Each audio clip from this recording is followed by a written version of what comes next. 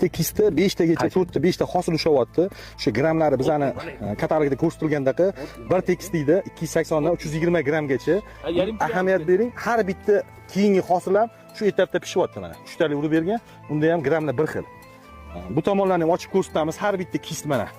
Bitta shox. Keyingi shoxlarni qarang. Ko'p ocha olmayapmiz, sababi ana bitta pishganini uzib ko'rsataylik.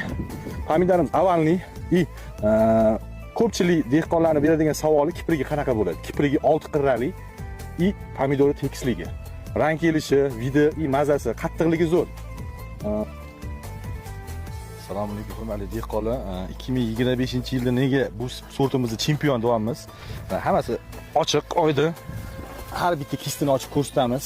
Mana pomidorni qarang. Ko'tarib bo'lmayapti. Teg bo'lmayapti. Tegib ham bo'lmayapti. Pomidor rang kelishi. Mana bu ochuv joyini. Idi. Bu tomonni o'tib oling. Ko'rsatishga mana pomidorimiz. Razmerlariga ahamiyat bering. Pishganlarni ham kiprigi juda chiroyli, rang kelishi ham juda tiniq. Holat oddiy holati.